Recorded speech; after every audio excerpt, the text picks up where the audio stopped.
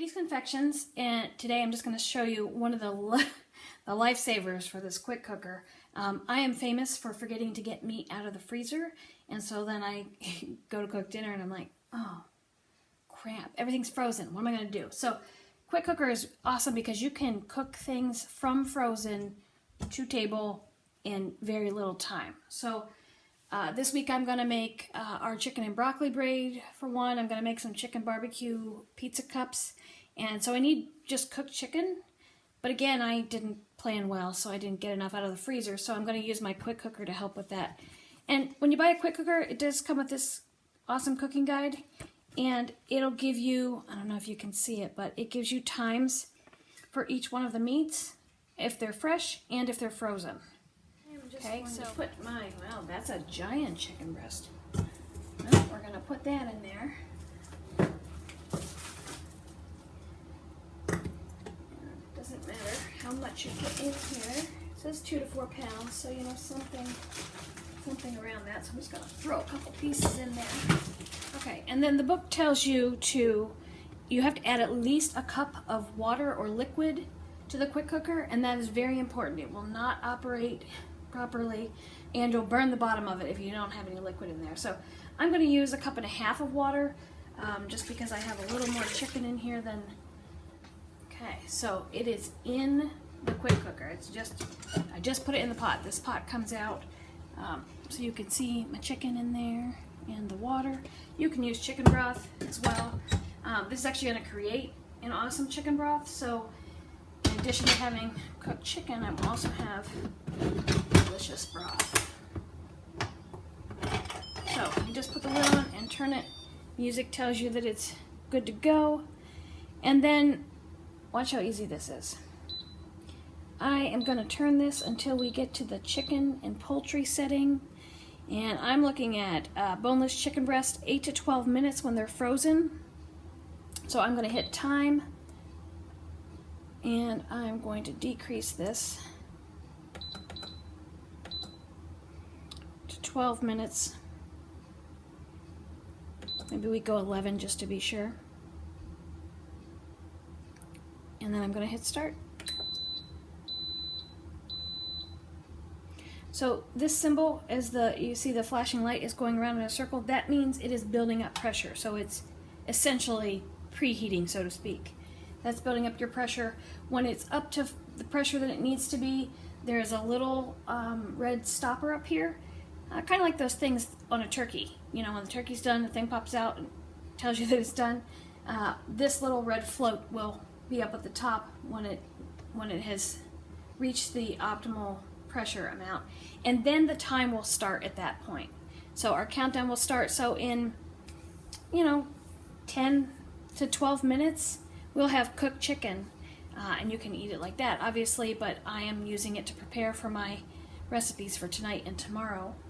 But you can cook anything frozen in there that you want, even whole chickens that are frozen, chicken legs, anything, beef that's frozen.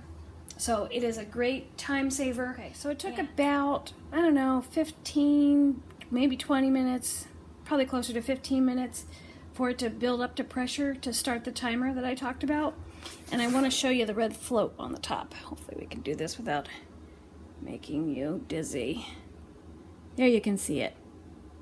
I will say that every now and then it starts to sound like a tea kettle, but it hasn't fully popped up, and so because mine is old and sometimes it gets a little gunked up in there depending on what I've been cooking, so sometimes I just tap it with the end of a spoon or something just to loosen it up, and then usually it just pops right up. So if you have anything like that happens, or you can't figure out why it's not getting up to pressure or what's happening, I have probably made all the mistakes with this and figured out what's wrong, so you can always reach out to me. We tend to think it's just not working, but usually it's something that's going on. Like one time I didn't put enough liquid in, and it had burned up all the liquid, so it couldn't build up the pressure because there wasn't any liquid left in the pot. Time before that I had used it to make soup, and so the little red thing had it was a little sticky basically, and so it wouldn't pop it up So I just had to clean that out really good so that it would do that, but that's it. And then when it's done, it'll beep, and I will show you what it looks like when it's finished. Okay, so you can see, it says, well, it's tiny, so you probably can't see it, but it says warming on here. The timer had gone off, it beeped, so that means it's just keeping our food warm in there until we're ready to get it out. So I just hit cancel. I should get the flashing lights. And then we have to relieve the pressure. You want to be careful, so you want to wear an oven mitt or use a towel. Don't go by me though, use the oven mitts. And we're literally just going to release the steam.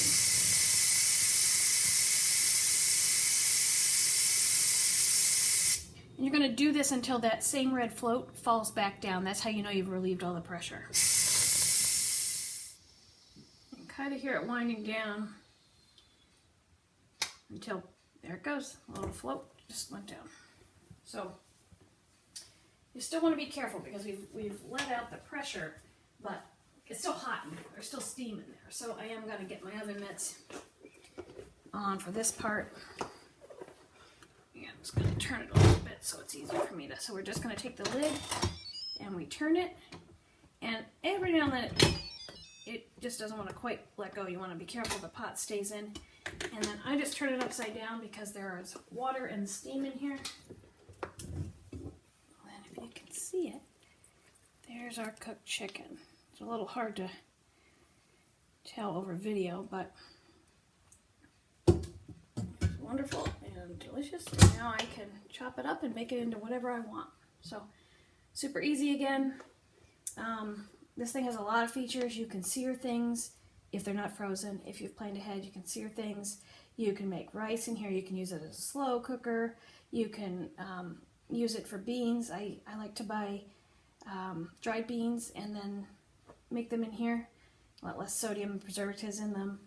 Soup, desserts, you know, I've talked about cheesecakes and things like that. It just really is endless. This thing can do all kinds of things. So if you're looking for fast family meals, this is the appliance that you want to get. I hope you enjoyed this. Thanks so much.